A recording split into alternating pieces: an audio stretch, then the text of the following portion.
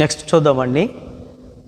అంటే ఎగ్జామినేషన్ పాయింట్లో ఇవ్వడానికి అవకాశం ఉన్న బిట్స్ ఎలా ఇస్తాడు ఏంటో ఒకసారి చూద్దాం. ఒకటి, which of the following weak acid, ఈ క్రింద ఇచ్చిన వాటిల్లో బలహీనమైన ఆమ్లం ఏది? వీక్ యాసిడ్, బలహీనమైన ఆమ్లం.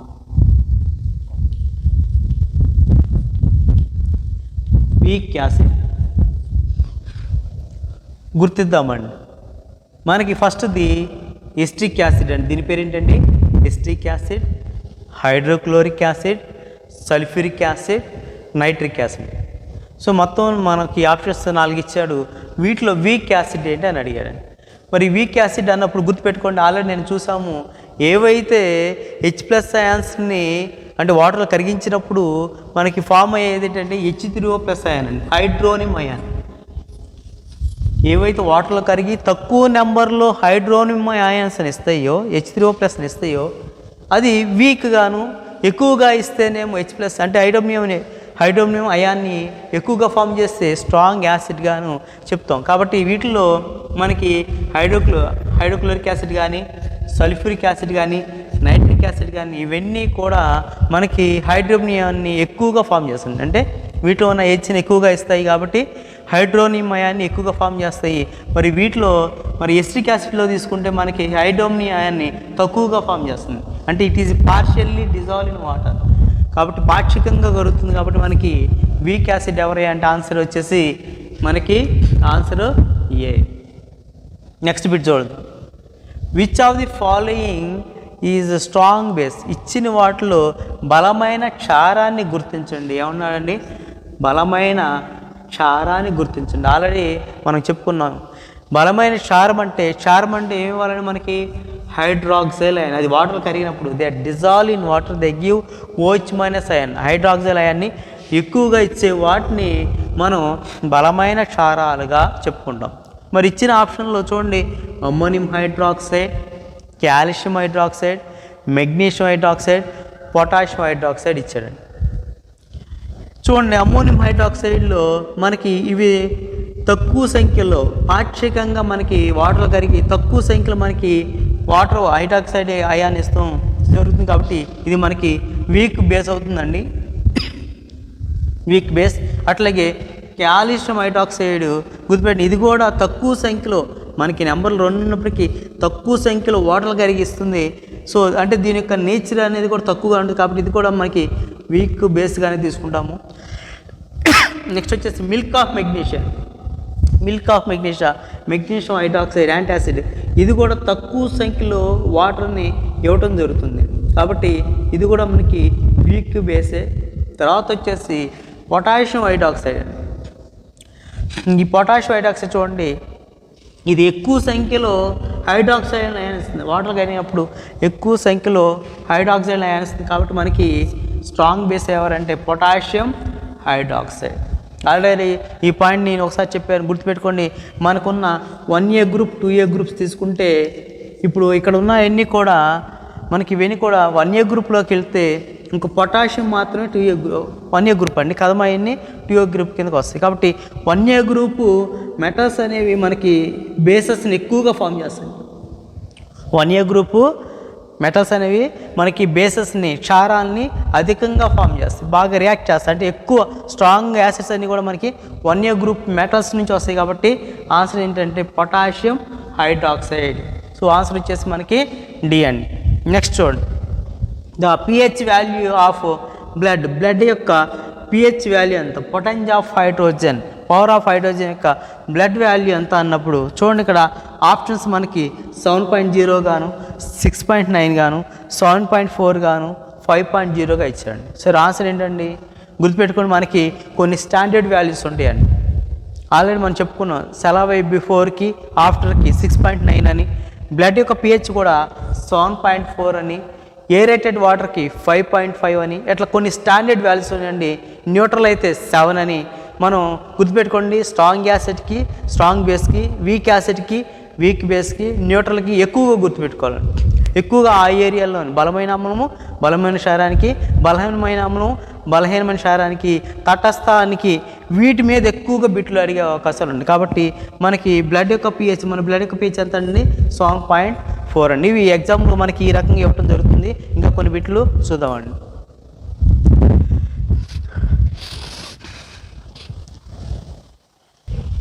ఓకే స్టూడెంట్స్, నెక్స్ట్ చూడండి. నెక్స్ట్ వచ్చేసి pH of acid rain. Acid rain అంటే మనకి ఆమ్ల వర్షం ఉంటుంది. ఏమంటారండి? ఆమ్ల వర్షం. Acid rains. అసలు యాసిడ్ రెయిన్స్ అనేవి ఎలా ఫామ్ అవుతాయి అంటే మనకి ఫ్యాక్టరీస్ నుంచి వచ్చిన సల్ఫర్ కానీ, లేకపోతే మనం కూలర్స్ కానీ, లేకపోతే ఏసీలు వాడినప్పుడు వాటి నుంచి వచ్చే సిఎఫ్సి క్లోరోఫ్లోర్ కార్బన్స్ వల్ల కానీ, మనం అంటే పెద్ద పెద్ద ఇండస్ట్రీస్ యూజ్ చేసినప్పుడు వాటి నుంచి వచ్చే ఏదైనా వస్తువు వాడినప్పుడు, ఈవెన్ మనం బైక్ వాడినా సరే దాని నుంచి హీట్ వస్తుంది. అది కూడా కార్బన్ డైఆక్సైడ్.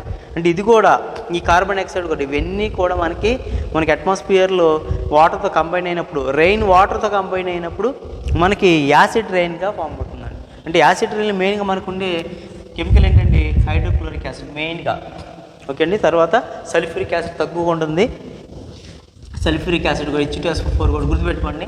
ఎందుకంటే క్లోరిన్ మనం ఉపయోగించే ఫ్యాక్టరీస్లో మనకి పెద్ద పెద్ద టెక్స్టైల్ ఇండస్ట్రీలో క్లోరిన్ రిలీజ్ అవుతుంది. సల్ఫర్ వచ్చేసేమో పాలిమర్స్ తయారీలో, ఈరోజు ప్లాస్టిక్ ఎక్కువ వాడతాం, ఆ తయారీలో మనకి సల్ఫర్ వస్తుంది. ఈ రెండు వాటర్తో, రెయిన్ వాటర్తో కంబైనప్పుడు అది యాసిడ్ రెయిన్గా కన్వర్ట్ అవుతుంది. యాసిడ్ రెయిన్ అనేది అది హ్యూమన్ బీయింగ్స్ మీద కానీ, లేకపోతే ల్యాండ్స్ మీద, అగ్రికల్చర్ మీద కానీ ఎక్కడ పడితే అక్కడ అది మొత్తం కూడా డ్యామేజ్ అయిపోతుంది. పూర్తిగా మనకి అది కాలిపోవడం జరుగుతుంది. అయితే మరి దాని యొక్క పిహెచ్ వాల్యూ ఎంత అని అడిగాడు. గుర్తుపెట్టుకోండి, మనకి యాసిడ్ అన్నాడు కాబట్టి మరి ఇచ్చిన దానిలో యాసిడ్ 5.6 ఉందండి. ఓకేనా? ఇది యాసిడ్ కిందకి వస్తుంది. ఇది గ్రేటర్ దెన్ 5.6 అంటే ఇది బేస్ అవుతుందండి. అంటే 5.6 అంటే బేస్ కిందకి వెళ్తుంది వాల్యూ. తర్వాత వచ్చేసి లెస్ దెన్ 5.6 అంటే ఇది 1 నుంచి 5.6 అండి. ఇది అంటే ఇది కూడా మనం యాసిడ్గా ట్రీట్ చేస్తాము. మరి 7 వచ్చేసి మనకి న్యూట్రల్. అంటే మనకి పెట్టించినప్పుడు మనం ఈ విధంగా డివైడ్ చేయటం నేర్చుకోవాలి. అంటే మనకి ఇచ్చింది యాసిడ్లో ఉందా, బేస్లో ఉందా. అంటే ఫైనల్గా మనకి యాసిడ్లో మనకి చూడండి 5.6 ఉంటుంది. తర్వాత లేదా ఇది బేస్ తీసేస్తాము, న్యూట్రల్ అండి, ఇది 7 న్యూట్రల్. సో మనం చూడాల్సిన వీటిల్లో అంటే మనకి ఇచ్చే ఆ యొక్క ఆప్షన్స్లో ఏవో ఒకటో రెండో మనకి దగ్గరగా కోయిన్సైడ్ అవుతాయి. వాటిని మనం గుర్తించి ఆన్సర్ రాయాల్సి వస్తుంది. కాబట్టి మనకి ఈ రెండిట్లో చూడండి 5.6 లెస్ దెన్ 5.6 అండి. ఇక్కడ ఎగ్జాక్ట్ 5.6 ఇచ్చాడు. గుర్తుపెట్టుకోండి, మనకి యాసిడ్ రెయిన్ అనేది బిలోలో, అంటే మనకి యాసిడ్స్ నేచర్ 1, 2, 3, 4లో ఎక్కువ ఉంటుందండి. కాబట్టి మనకి 1, 2 అంటే లెస్ దెన్ అన్నాడు కాబట్టి 1 to 5.6 లోపు. కాబట్టి ఆన్సర్ అవుతుందంటే మనకి సి. ఆమ్లవర్షం అనేది మనకి దాని వాల్యూ ఎలా ఉండొచ్చు అంటే లెస్ దెన్ 5.6. అంటే ఎగ్జాక్ట్ వాల్యూ చెప్పలేము, కానీ మనకి అంటే అది 1 ఉండొచ్చు, లేకపోతే 2 ఉండొచ్చు, 3 ఉండొచ్చు, 4 ఉండొచ్చు, అది అక్కడ డిక్రీజ్ జరుగుతుంది. కాబట్టి మనకి లెస్ దెన్ 5.6 అండి. నెక్స్ట్ అండి, the mixture of baking soda. ఇది baking soda and tartaric acid యొక్క కాంబినేషన్ వల్ల, ఆ రెండు మిక్చర్స్ వల్ల మనకి ఏర్పడే కెమికల్ ఏంటని అడిగాడు.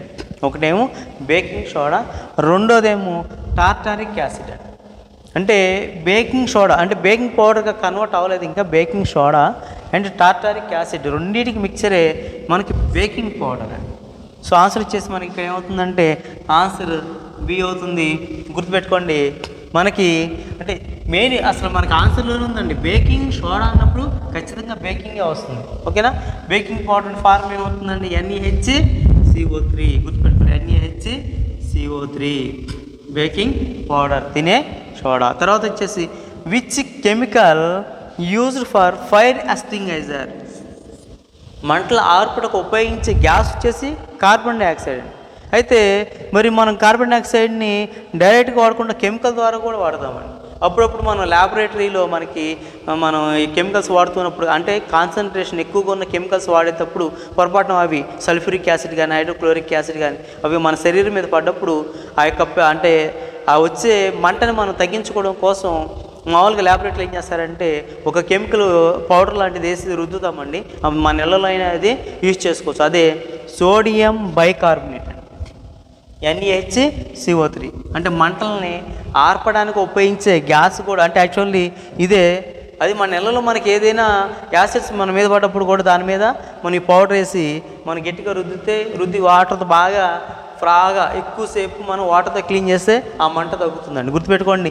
ఇక్కడ కూడా మనకి చూడండి ఉన్న వాటిల్లో మనకి కార్బన్ డైఆక్సైడ్, కార్బోనేట్ ఉంది ఎక్కడండి, సోడియం బైకార్బోనేట్ ఎంత చూసాం. సో కార్బోనేట్ ఎలా వస్తుంది, మనకి కార్బోనేట్ ఎలా విడిపోతుందని చెప్పాను నేను.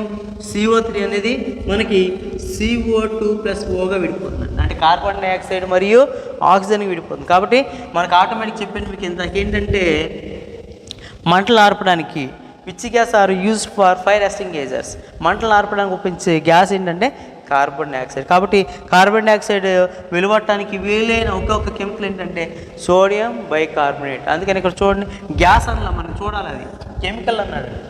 ఓకే అండి, కెమికల్ ఏంటంటే అనేది సోడియం బైకార్బోనేట్. అదే గ్యాస్ అయితే ఏమవుతుందండి, కార్బన్ డైఆక్సైడ్. ఓకే అండి, ఈ విధంగా మనకి బిట్స్ ఇవ్వటం జరుగుతుంది. ఒకసారి 1-2 సార్లు మనం ఆన్సర్ రాసేటప్పుడు మనల్ని అడిగిన దానిలో మరి ఫైర్ ఎక్స్టింగ్విషర్ అంటే మనకి CO2 తెలుసు కాబట్టి CO2 ఎక్కడ ఉందో మనం గమనించుకుంటే వీటిలో ఏ రియాక్షన్ కూడా మనకి ఒక్క సోడియం బైకార్బోనేట్ తప్ప ఇంకెక్కడ మనకి CO2 బయటికి రాదు. ఆ విధంగా మనం గమనించుకొని మనం ఆన్సర్ రాస్తే ఈజీగా ఉంటుందండి.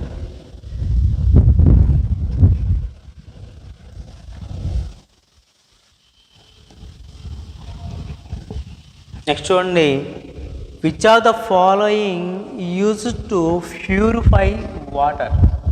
వాటర్ని ప్యూరిఫై చేయడానికి మనం ఉపయోగించే కెమికల్ ఏంటి అని అడిగారండి.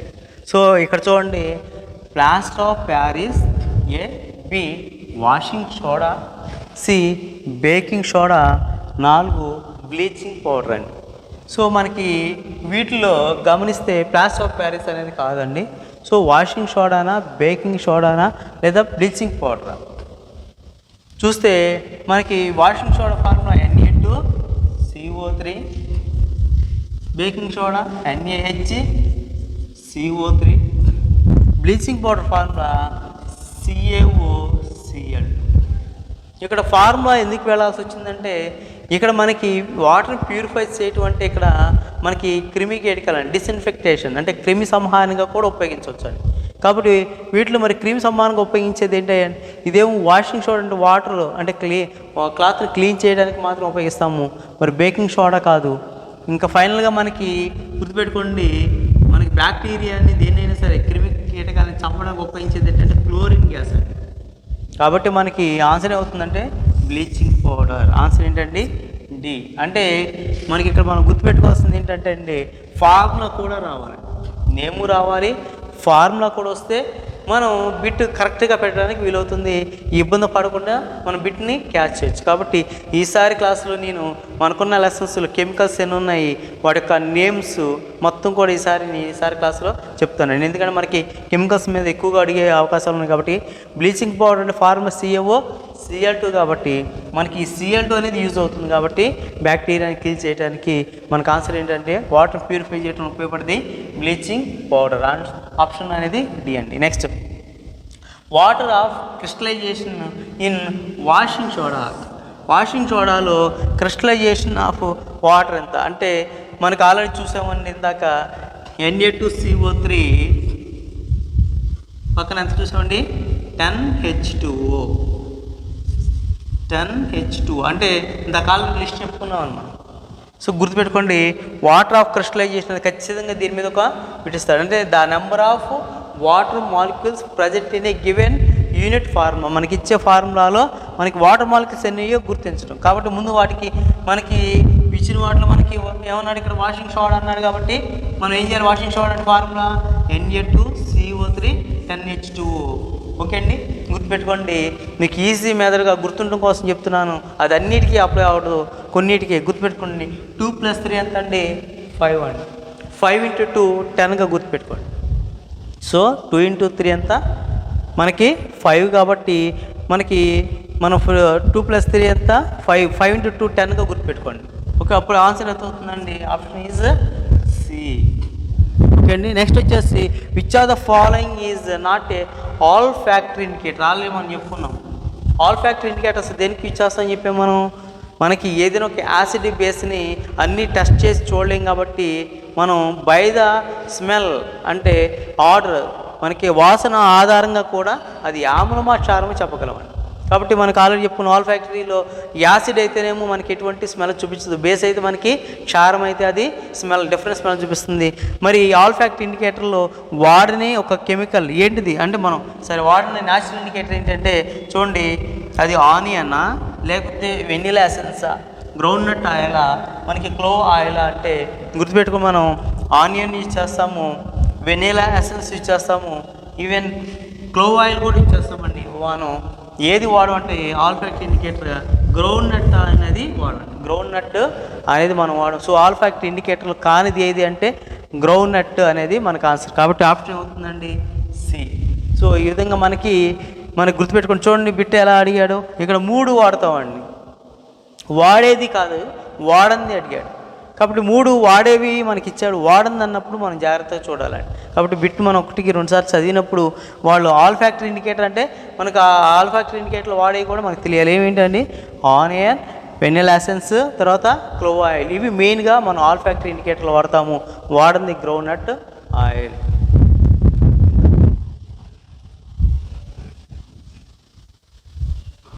నెక్స్ట్ వచ్చేసి మనకు అడిగే bit which chemical present in antacid. యాంటాసిడ్లో ఉపయోగించే కెమికల్ ఏంటి, అసలు యాంటాసిడ్ ఎందుకు వాడతామని చెప్పుకున్నామా. యాంటాసిడ్ అంటే excess of hydrochloric acid is produce in our stomach. So అప్పుడు ఎప్పుడైతే మనకి హైడ్రోక్లోరిక్ యాసిడ్ ఎక్సెస్గా మన యొక్క స్టమక్లో ఫామ్ అయినప్పుడు, అంటే మనం ఆయిల్ ఫుడ్గా తీసుకున్నప్పుడు కానీ నాన్ వెజ్ తీసుకున్నప్పుడు కానీ మనం అవి తీసుకున్నప్పుడు మన యొక్క స్టమక్లో ఏమవుతుంది, ఇంజెస్ట్ అంటే మనకి అజీర్తి జరుగుతుంది.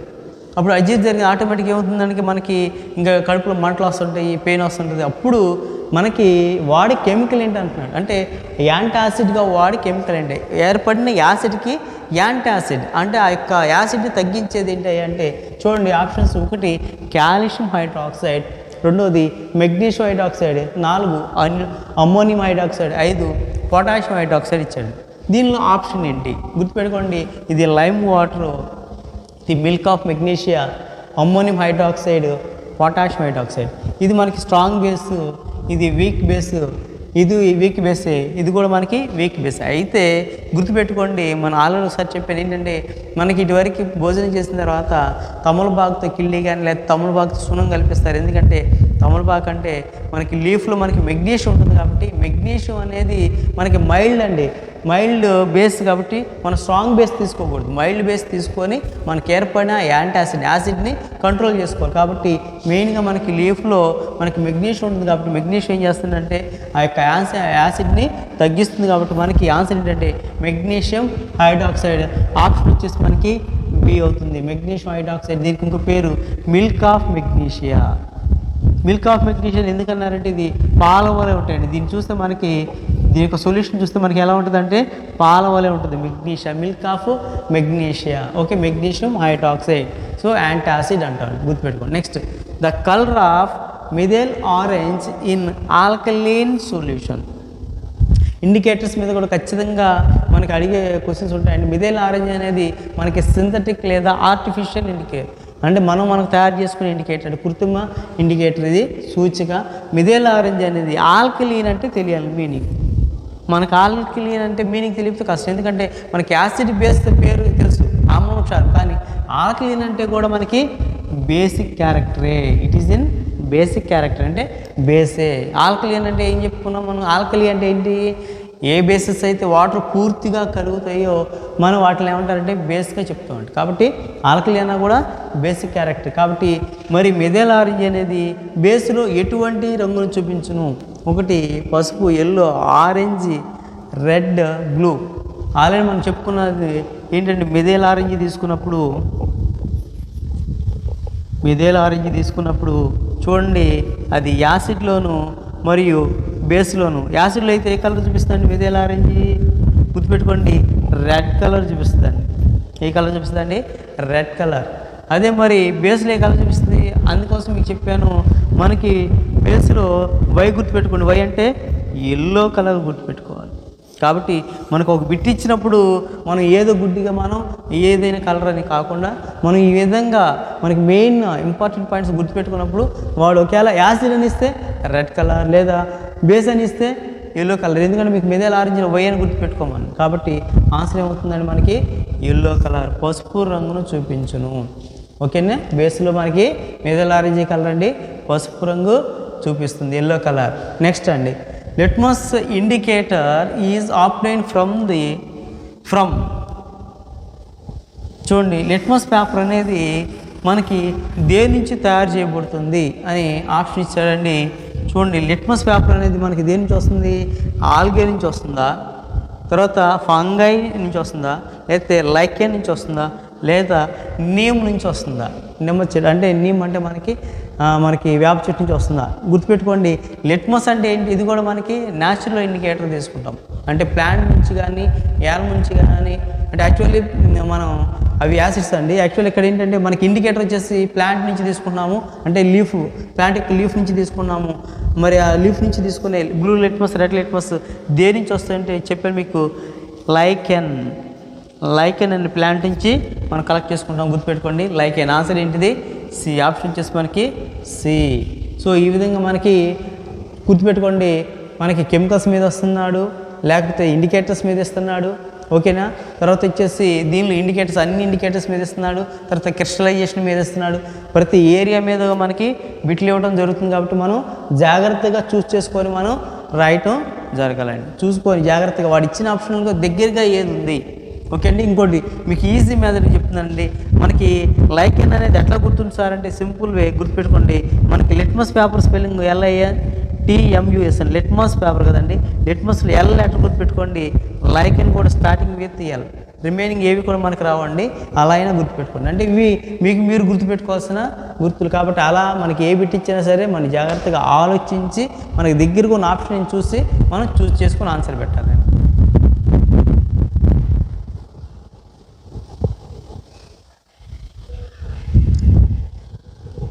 నెక్స్ట్ చూడండి, acids react with metals and give. ఇక్కడ ఏమన్నాడంటే acids react with metals and gives. చూడండి, ఆప్షన్ ఇచ్చాడు, hydrogen gas, carbon dioxide, carbon monoxide gas, sulphur dioxide. ఇక్కడ మనకి యాసిడ్స్ అనేవి మనకి మెటల్స్తో రియాక్ట్ చేస్తే ఏర్పడే గ్యాస్ ఏంటి? గుర్తుపెట్టుకోండి, హైడ్రోజన్ గ్యాసా, కార్బన్ డైఆక్సైడ్ గ్యాసా, కార్బన్ మోనాక్సైడ్ గ్యాసా, సల్ఫర్ డైఆక్సైడ్ గ్యాస్. ఆల్రెడీ మనం చెప్పుకున్నామండి, యాసిడ్స్ అనేవి మెటల్తో రియాక్ట్ చేస్తే మనకు వచ్చే గ్యాస్ ఏంటంటే హైడ్రోజన్ గ్యాస్. ఆన్సర్ ఏంటి? Hydrogen gas. ఆప్షన్ వచ్చేసి ఏ. మరి ఎలా గుర్తుపెట్టుకుంటామండి? మనకి మెయిన్గా 2 గ్యాసెస్ అని చెప్పాను, ఒకటి కార్బన్ డైఆక్సైడ్ లేదా హైడ్రోజన్ గ్యాస్. మనం చూసుకుంటే మెటల్ కార్బోనేట్స్, మెటల్ బైకార్బోనేట్స్ అనేవి మనకి CO2 గ్యాస్ని ఇస్తాయి.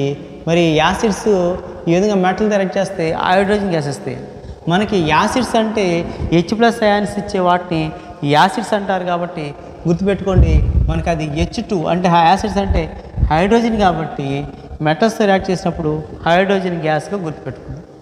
నెక్స్ట్ వచ్చేసండి, sodium hydroxide react with zinc to produce which product? X ఏంటి అన్నాడు.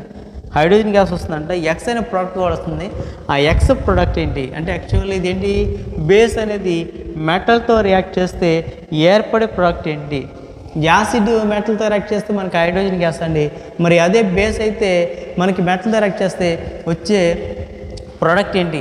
హైడ్రోజన్ గ్యాస్ ప్రోడక్ట్ కావాలన్నాడు. గుర్తుపెట్టుకోండి, సోడియం బైకార్బోనేటా, లేదా సోడియం కార్బోనేటా, సోడియం జింకేటా, లేదా సోడియం జింక్ హైడ్రేటా.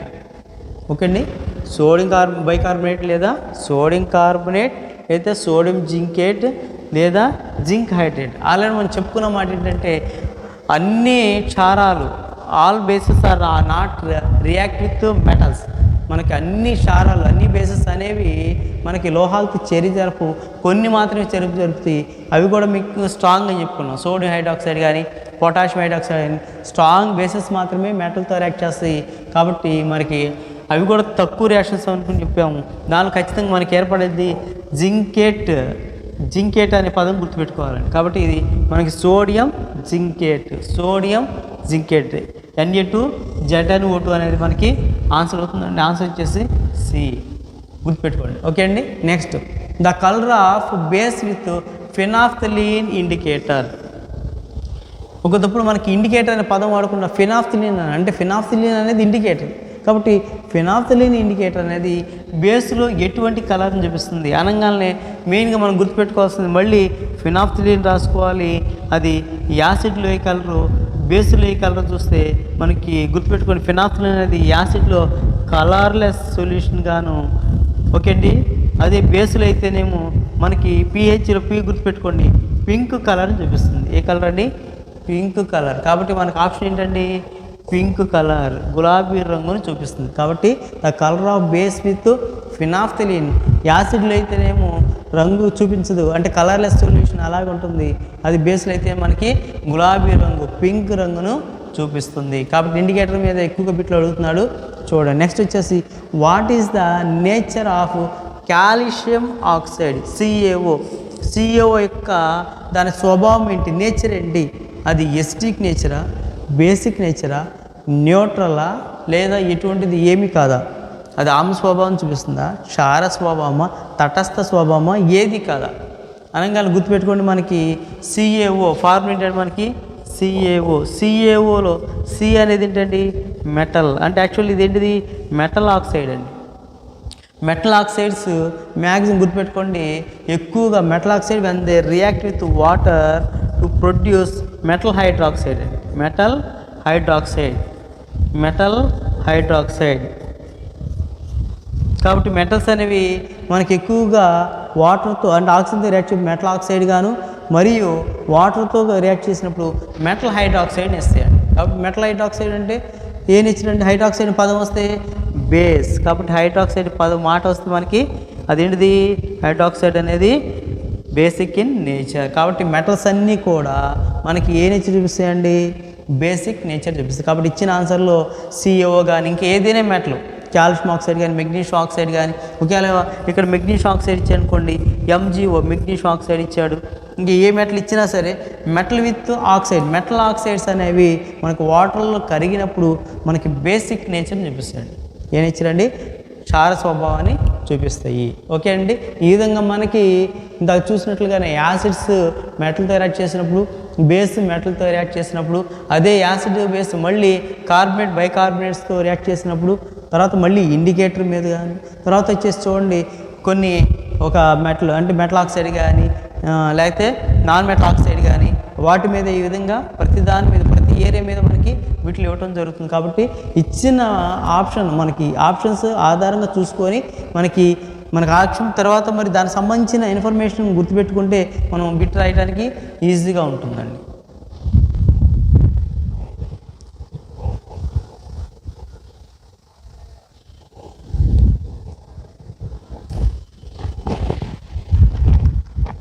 నెక్స్ట్ చూడమ్మా, another name of the calcium sulphate. Calcium sulphate కొన్న ఇంకో పేరేంటి అన్నాడు. చూడండి ఆన్సర్ వచ్చేసి మనకి బ్లూ విట్రియాల్ అండి. ఆల్రెడీ మనం చూసాము కాల్షియం సల్ఫేట్, అనదర్ ఏమో బ్లూ విట్రియాల్.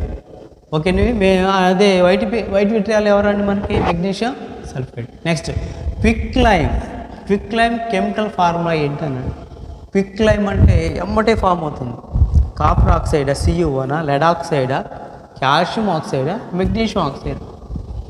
మామూలుగా మనకి గుర్తుపెట్టుకోండి, క్విక్లైమ్లో మనకి కాల్షియం హైడ్రాక్సైడ్ నుంచి వస్తుందండి, CaOH+ నుంచి. దీని నుంచి వచ్చేది మనకి కాల్షియం ఆక్సైడ్.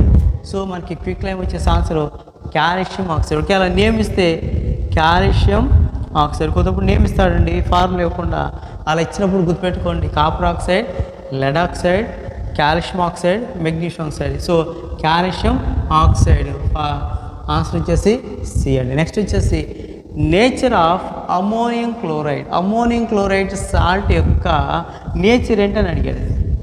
ఇది ఎటువంటి నేచర్ని కలిగి ఉంటుంది గుర్తుపెట్టుకోండి.